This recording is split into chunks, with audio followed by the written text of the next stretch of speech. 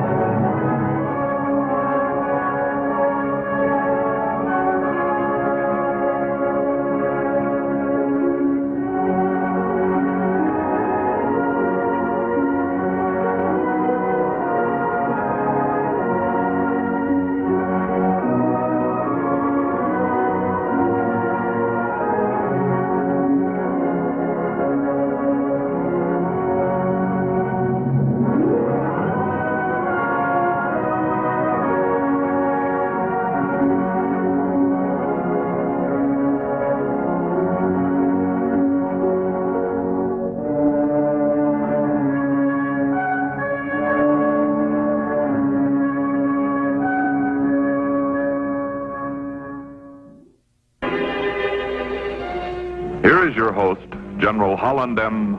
Smith, former Commanding General, Fleet Marine Force, Pacific Area, United States Marine Corps. From Guadalcanal to Bougainville, every tactical step we took in the Pacific was aimed at one objective, Rabaul.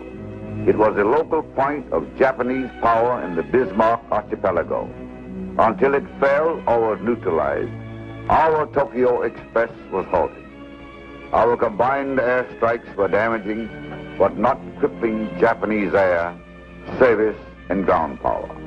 In spite of our efforts, they were able to supply Rabaul. When our chiefs of staff saw it could not be isolated by air power, they made plans to capture it. There were upwards of 90,000 enemy troops on the island, and we knew that taking it would be costly.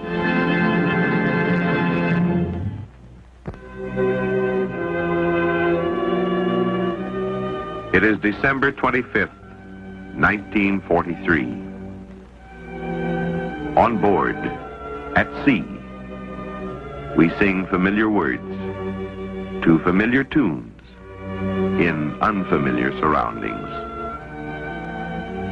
Chaplains tell the familiar story, the miracle of Christmas. But to us, miracles seem antiquated and far away. Tomorrow we will open a different package, the island of New Britain. Hot, humid, steeped in the exotic odor of decay. Mosquitoes king-sized will swarm over us. Spiders as big as dinner plates will crawl over us. Wasps 3 inches long will sting us. Rivers will burst their banks trying to drown us.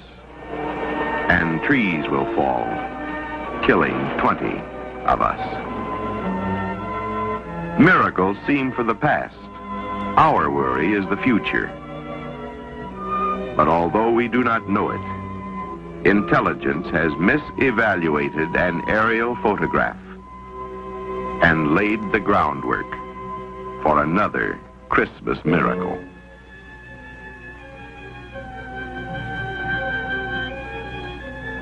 For the 1st Marine Division, this is our first battle since Guadalcanal. It is strangely quiet ashore, but we know they are there.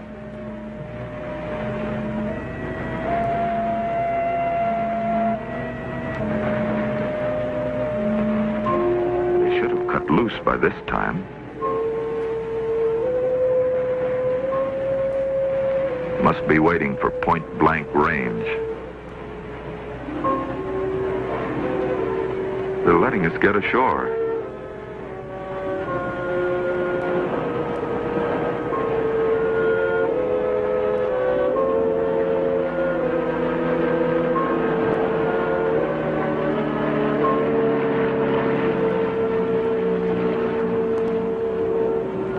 Now they'll slaughter us. Some beach. When my kid stepped on the toothpaste, the result was wider than this. You could lie with your head 3 feet into the jungle and your feet would still be in the water. So far, not a shot has been fired. No enemy encountered. We have landed with complete immunity. With his superior knowledge of the terrain, General Matsuda had placed his limited forces with considerable shrewdness. Had the Marines known as much about the area while making their plans as they knew 1 hour after their landing, they probably would have chosen one of the beaches where they were expected. But as man projects his training, his reasoning, his background, and his experience toward ultimate effort, the 10-star general often watches over his shoulder and with positive strokes of swift certainty covers their flaws, redraws a perfect plan. The ditch at Waterloo, the opening of the Red Sea, the bridge at Remagen. At Cape Gloucester, it was faulty intelligence. Oblique photographs taken during the pre-landing bombing strikes showed hundreds of bomb craters full of water. Since there were virtually no rim shadows, it indicated a high water table at almost ground level. Today, with hindsight, we know this. Then, we did not. And the fact that we did not know it resulted in complete tactical surprise. Some would call this misinterpretation luck. Others, fortune. Most of us recognize it as divine guidance. On the day after Christmas, the Marines landed where they were not expected, caught General Matsuda by surprise, and split his forces without the loss of a single man. This is our miracle. We hack, push, shove, crawl, anything to get through the jungle. And suddenly we find why the enemy did not expect us here. Damp flat, our map makers designated it. Damp flat. A bog, a quagmire, a swamp, a morass, sinkhole. Damp. Clear up to your chin. This is for ducks and mermaids. There is no bottom to the goo. Imagine having to move artillery and heavy equipment through 400 yards of this. A forest giant loosened by bombardment totters, crashes, and we suffer our first Marine casualty.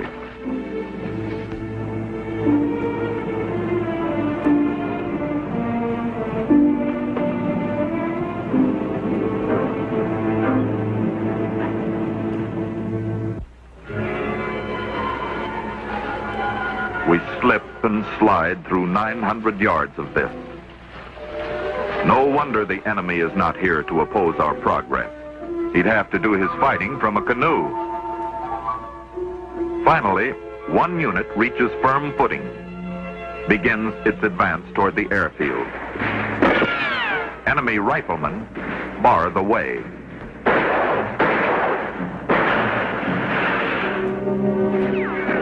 Their general counterattack is swift, vicious, and lasts 4 hours.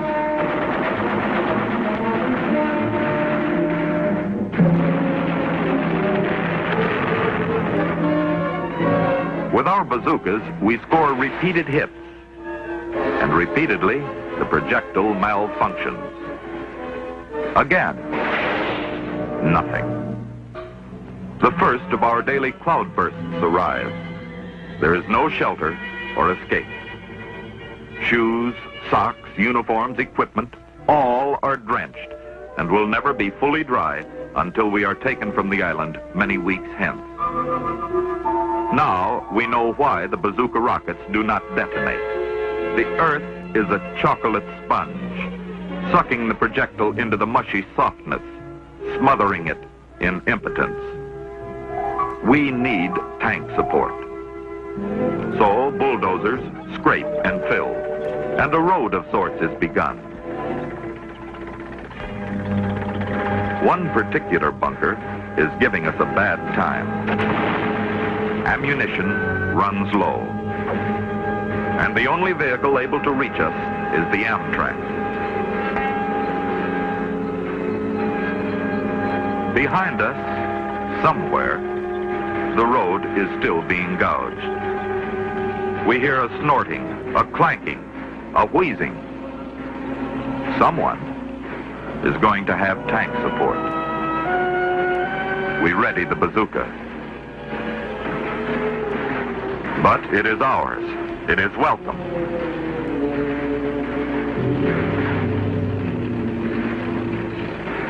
It is stuck. Help comes from an unexpected source. In the open, the driver exposed to enemy fire.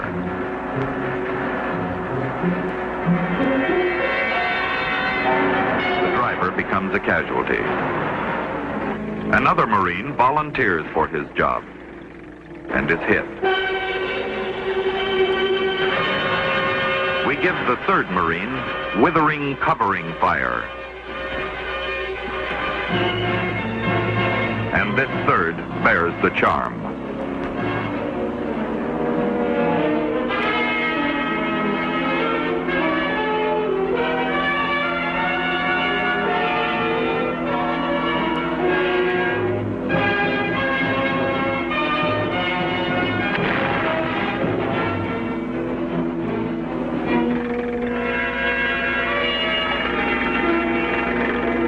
The drivers are vindicated.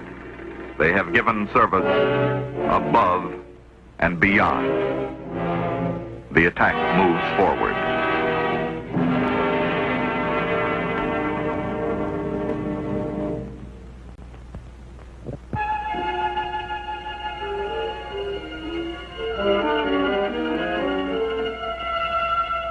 Then began the case of the disappearing enemy.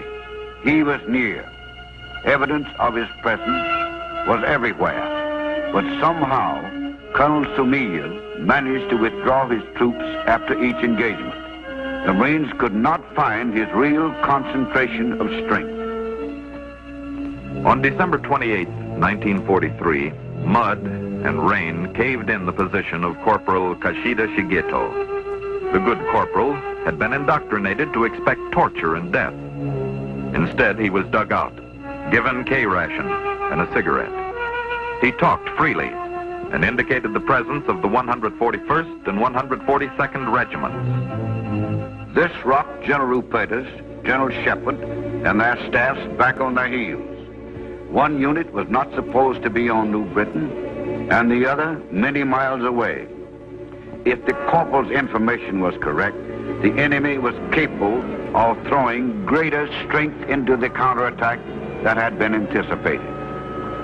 Patrols scout Razorback Ridge. Wherever he has done a good job of hiding. Today, he is nowhere. Tomorrow, he is everywhere, fighting.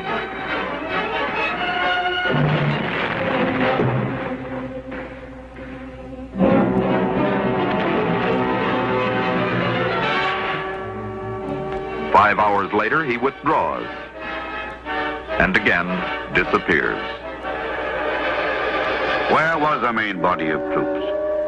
With their limited knowledge of the terrain, the Marines sent units to block any retreat. They reported no sign of withdrawal. he was still somewhere within the area. The first clue came in the form of a message sent by Japanese Lieutenant Abe.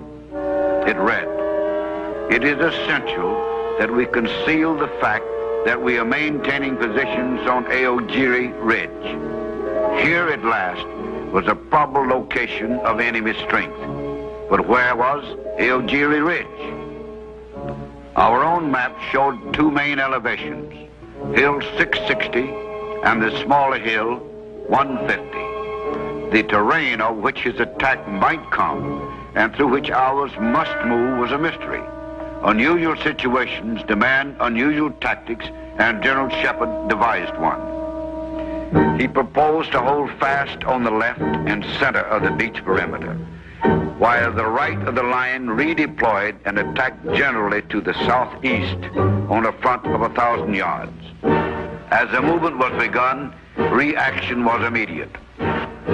For 2 days, we fight an enemy we cannot see.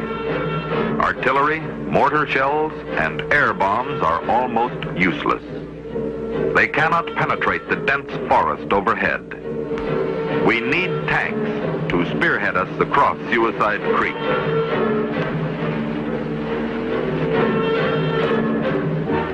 Again, the bulldozers build a road for the tanks. But the creek banks are too steep and have to be caved in by the dozers.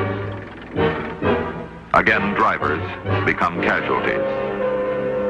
And again, the job is finished. The first takes the plunge.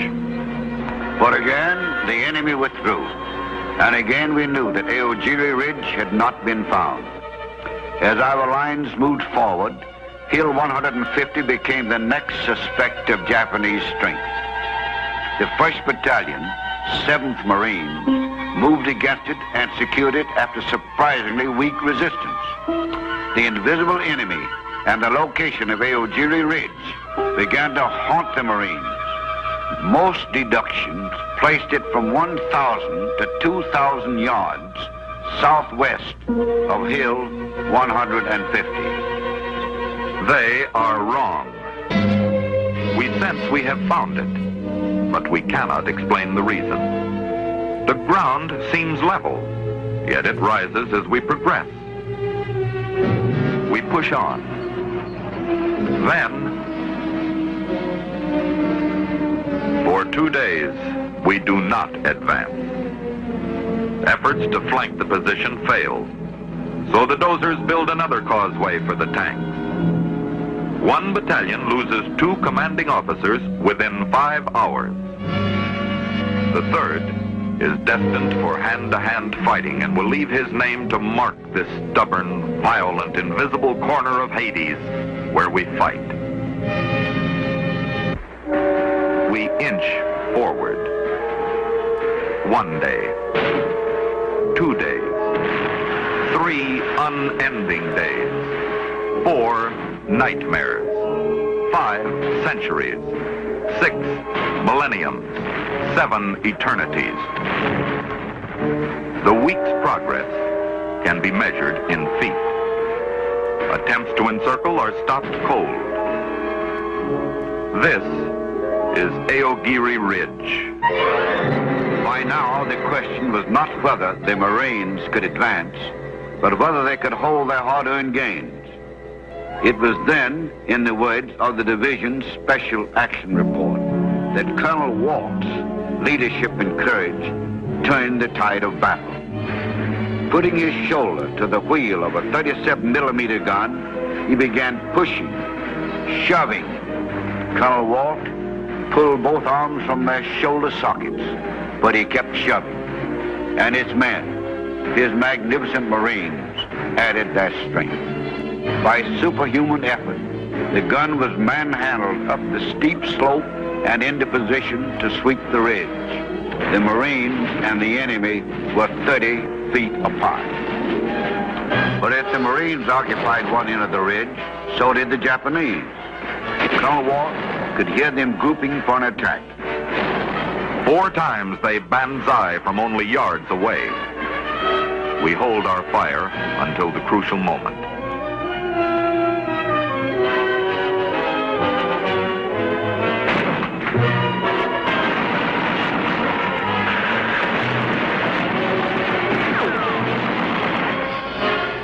they regroup for the fifth attack, we are dangerously low on ammunition. A battalion command post detail gets it through with less than 4 minutes to spare. The fifth, furious, fast-paced, final.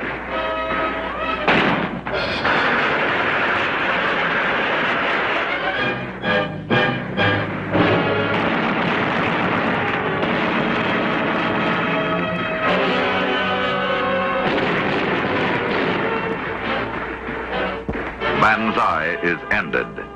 Aogiri Ridge is ours. At 0800 on 10 January, the Marines advanced 5 companies abreast towards the next high ground.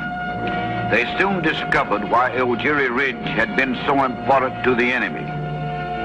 Behind it lay a wide, firm, much-used trail that did not show on our maps. It had been the chief route of supply and reinforcement for the Baulgan Bay area. But it was still evident that the enemy had been able to withdraw several thousand troops. Now begins one of the war's most gigantic games of hide and seek. The enemy is retreating toward Rabaul. Somewhere in the 8,000 square mile area of western New Britain, he is fleeing. On 26 January, his main route is discovered. Ground patrols chase him to the east. Kokopo, Gorisi, Kariai, Iboki, Talawaga, Abmadan, Bulawatini, Ogitni. Trail juncture for the escaping units from Cape Merkus. They are ahead of us. Other units leapfrog up the coast. A few seconds after the picture of this patrol in the Netoma area was taken, a Japanese machine gun, hidden by the underbrush, opened fire, killing 2 and wounding several others. If the strong enemy positions on the Willamette Peninsula could be overrun, the Marines would have an excellent interception point for all retreating units in transit between Ojitni and Numundo Point.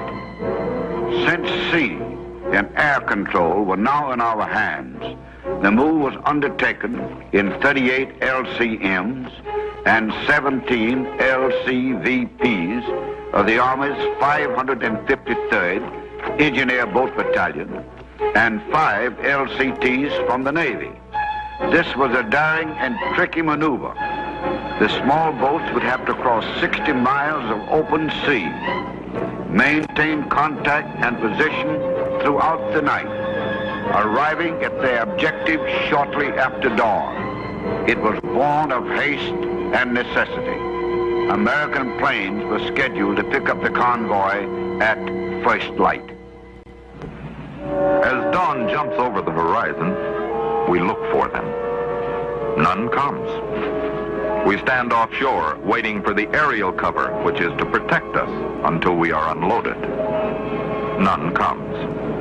Later, we will learn it is not their fault. They are weathered in.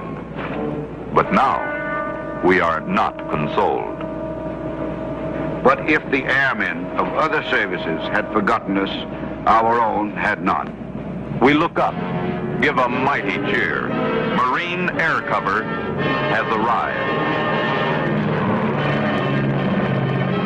With complete disregard for their personal safety, Captain Theodore A. Petrus and his passenger dived through heavy enemy machine gun fire and dropped 30 grenades. It was an act of great personal bravery. However, the craters thus created scarcely impeded the Marines as they dashed ashore. Fortunately, opposition to the landing was light, and although stiff resistance developed as fighting progressed, the Marines overran the Willamette Peninsula. But once again, the invisible enemy retreated into invisibility. For the last time on New Britain, he disappeared. After 18 months, during which it had dominated all our planning, all our thinking, and all our fighting, Rabaul was now isolated. Rabaul was now impotent. Rabaul was now strategically unimportant. We did not pursue the retreating enemy. Possession of the western portion secured the right flank for the push up to the Philippines and isolated more than 90,000 enemy forces at Rabaul. 90,000 Japanese who would still be there until the day of surrender. 90,000 Japanese cut off from supply or transfer to other battled areas. 90,000 men who would not fire a single shot or kill a single American. 90,000 men withering and inactivated in the backwash of the war.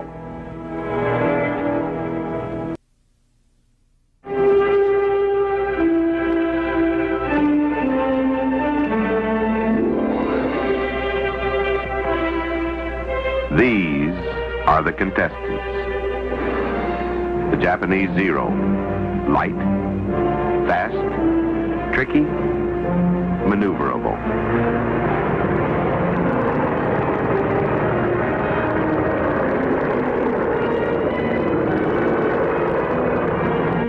The American F-2A. Heavy, slow, stodgy, tied to a string.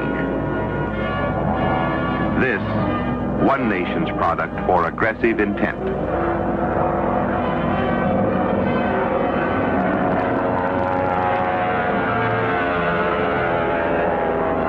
And this, another's product of neglect. The object, aerial supremacy. The result, disastrous.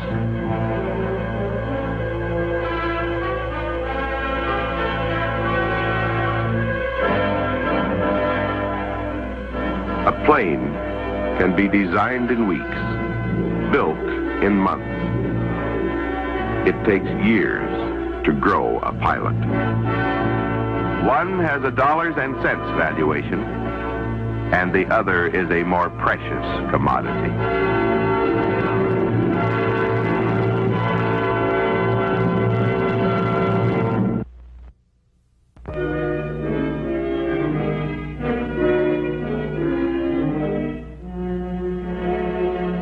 Here is your host, General Holland M. Smith, former Commanding General, Fleet Marine Force, Pacific Area, United States Marine Corps.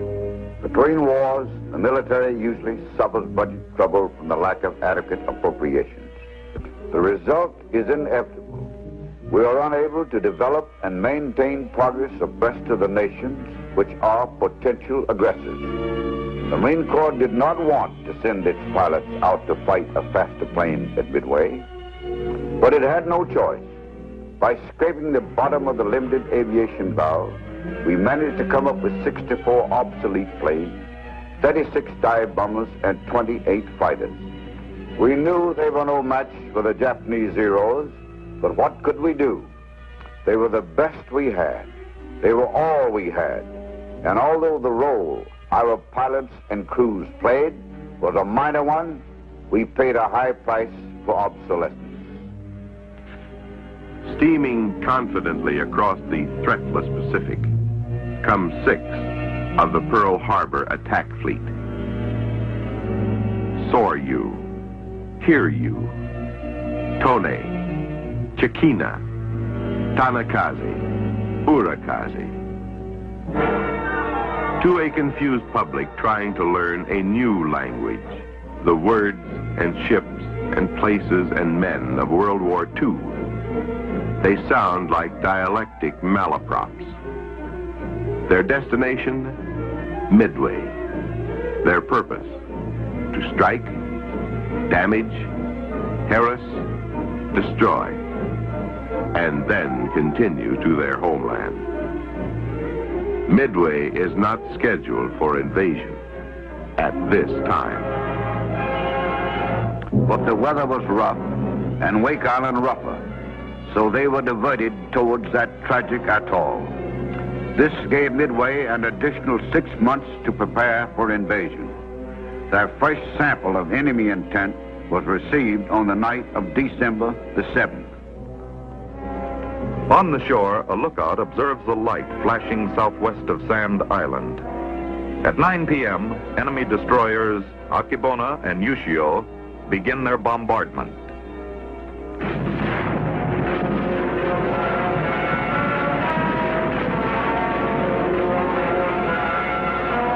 Most of the shells fall harmlessly until a lucky hit ignites the hangar roof. With this orientation point, the enemy pounds the torpedo and bomb sight building, powerhouse, parachute loft, and radio transmitter building. An early hit on the communications center reduces coordinate effectiveness. But the officers and men of the 6th Marine Defense Battalion scored damaging but not fatal hits on the enemy, and both withdraw toward their homeland. And one of them is marked by destiny. For the Ushio, of all the ships and carriers that attacked Pearl Harbor, is the only one which will be afloat on that distant day when the war is ended.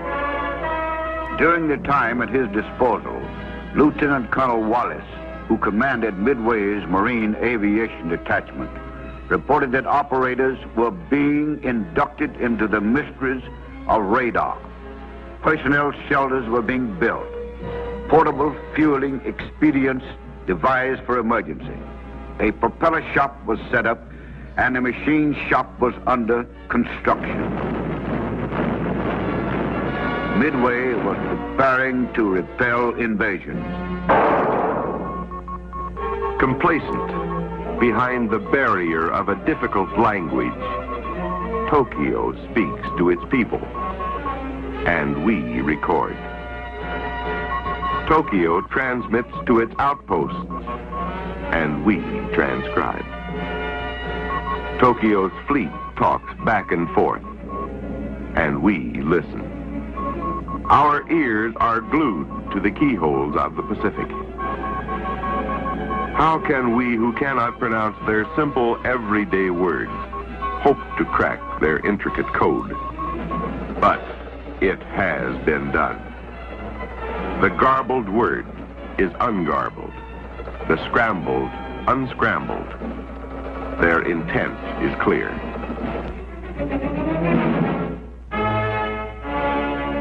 Invasion. Time, in May.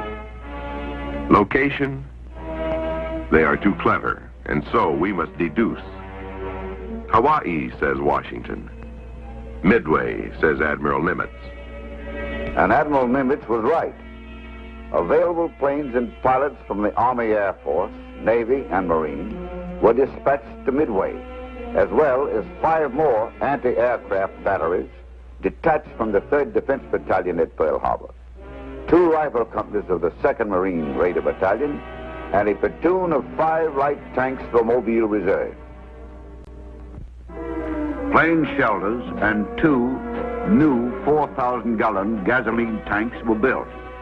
A command post was completed, and camouflage and sandbagging of key installations were increased. Subsequent radio intercepts revised the date of attack and enabled additional planes to be sent. By the 31st of May, the airfield in Eastern Island is choked with aircraft.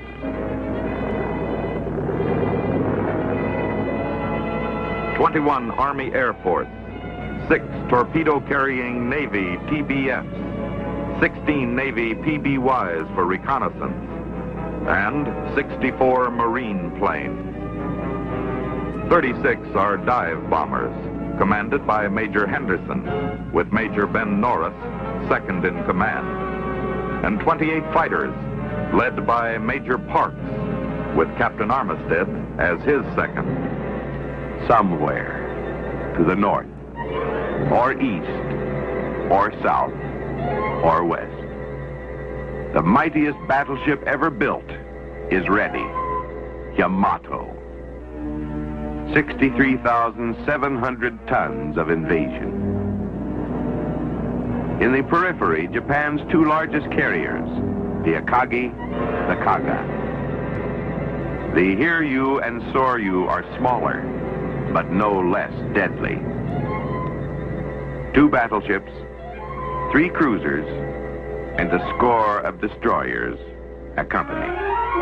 On board are the invasion troops to stamp the Emperor's mark on Midway. 2,500 Army, 1,500 from the Special Naval Landing Force, and 1,000 from the Ichiki Detachment, who will live through Midway and die on Guadalcanal.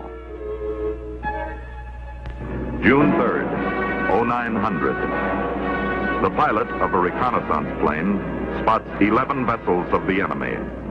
Supposition is fact. The target is Midway.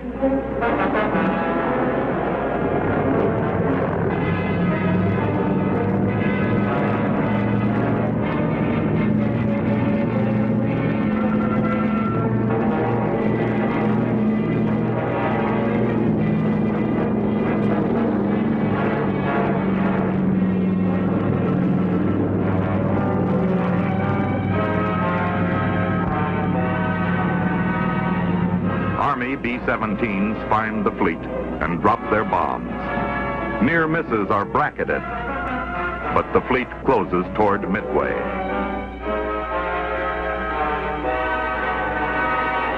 June 4th, 05:25 a.m. The enemy has maintained his course. The message is relayed, received, and radar picks up many planes bearing 310. Distance, 89 miles. Another pilot spots a carrier bearing 320. Distance, 180 miles. Marine Aircraft Group 22's missions are assigned.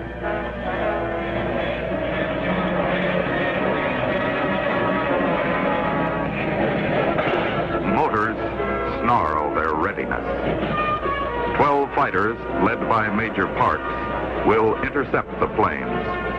13 fighters, led by Captain Armistead, will hold a position 10 miles from Midway to intercept any breakthrough or attack from as yet undiscovered units.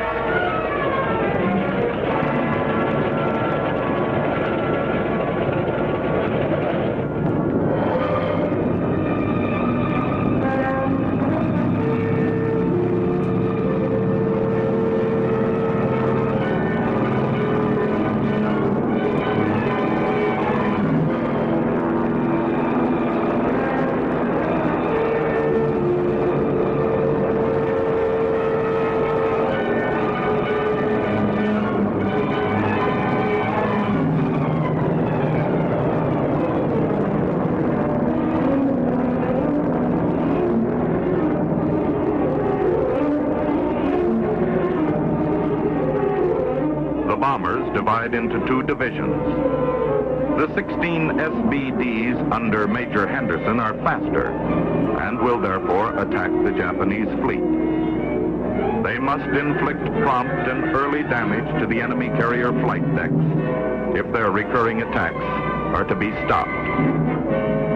The slower bombers, led by Major Norris, have the same assignment. The carriers.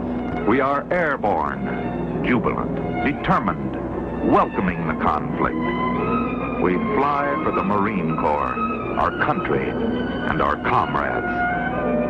Retaliate for Pearl, strike for Wake, avenge Bataan. We are 12 Marine fighter planes, 30 miles out at 14,000 feet. And there, beneath the cocksure enemy, his fighters below his bombers. He does not see us. Peel off, dive for speed, disrupt the hairline bees that head for Midway. We are 12, and he 108. The odds are even.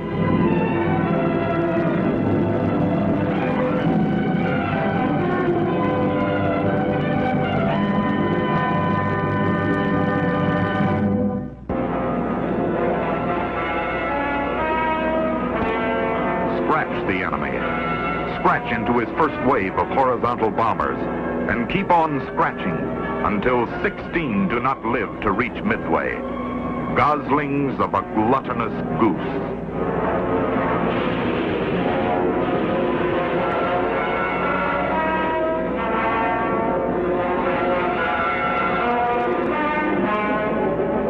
And now, rising through the disrupted waves of bombers, comes the Zero. Paper mache with an engine, a tinderbox. We will send him to join his fallen nestmates. We will center him in our gun sights.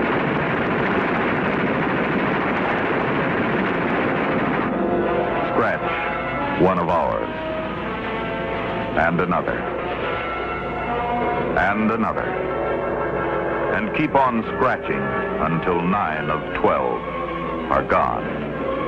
Scratch until our squadron is no more. Scratch until only 3 of 12 live to report back. But our comrades in the slower planes, they have less chance than we. But scratch for them too. And in the second wave, a few Zeros and 18 enemy bombers do not make their objective.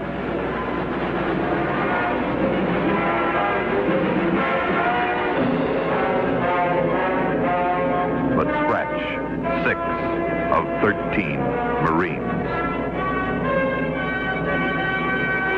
Once we were 25. Now we are 9. 16 down and vulnerable. We have learned our antiquated planes are no match for the Zero.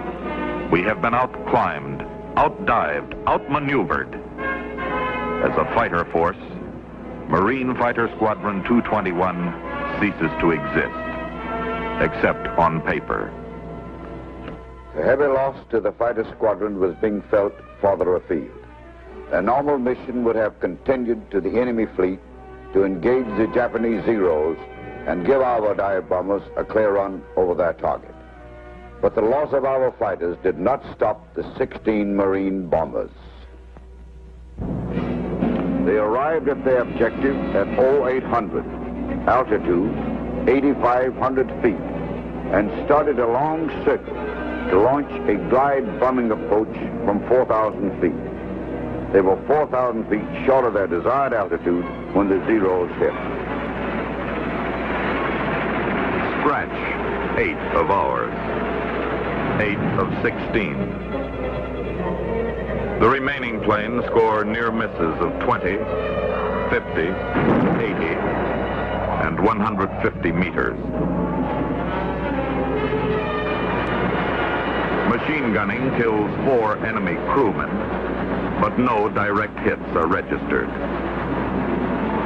The slow SB-2Us arrive 15 minutes later and find the Zeros waiting.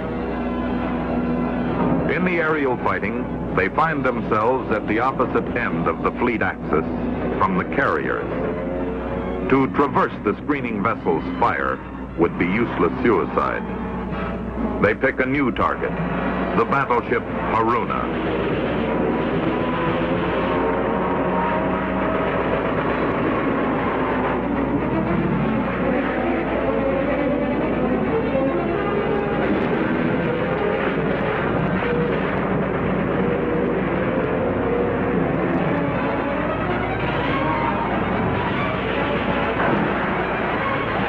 Scratch 3 Marine planes, but only 2 1/2 crews. The pilot lives to fight again.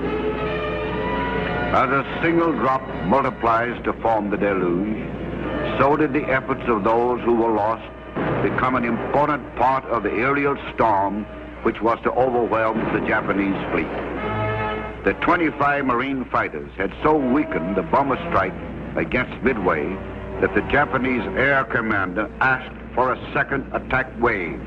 On the enemy carriers, a state of readiness. Fighters, warmed and ready, line the flight deck, ready to intercept, disrupt, destroy. Admiral Nagumo was in a state of indecision. 79 Army, Navy, and Marine planes had attacked his fleet. 53 had been destroyed. He had received no reports of American carriers in the vicinity, and so was persuaded that our air power had been destroyed. Decision is made. Clear the decks. Break the state of readiness. Take the fighters below and bring the torpedo bombers topside. One by one, they leave their iron nest. The decks are clear. It was a natural but fatal mistake. And when a scout plane radios American carrier, it is too late. Fighter planes cannot be brought up in time or in sufficient number to defend. And the decks must be kept clear to receive the planes returning from Midway. Now he is vulnerable, and vulnerable he remains as carrier dive bombers from the Hornet, Enterprise, and Yorktown begin their attack.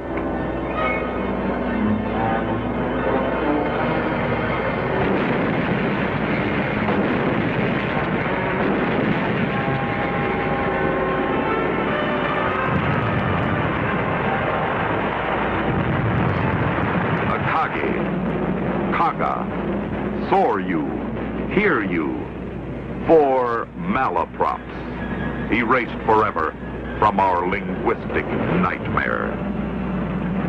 And as the enemy birds return to find their nests are missing, they have but one eventual choice.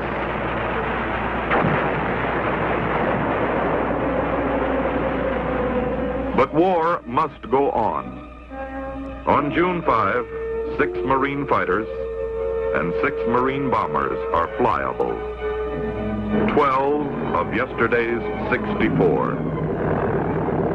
They are sent to attack 2 retreating heavy cruisers.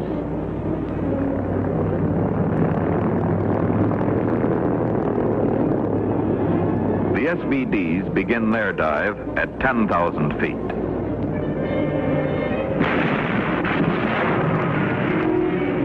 They bracket the Mogami with near misses. 5 of 6 are lost.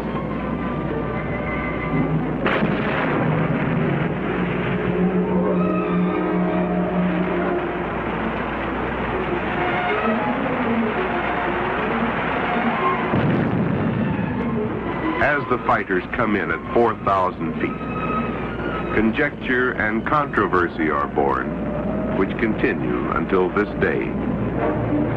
An American, a captain, a Marine, makes his approach toward the enemy, begins his dive.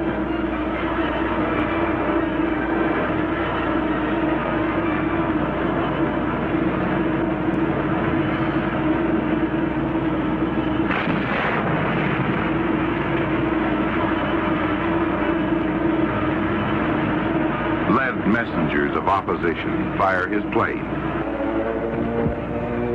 He cannot hear the song of his flight or the thunder of his wings. His actions are history.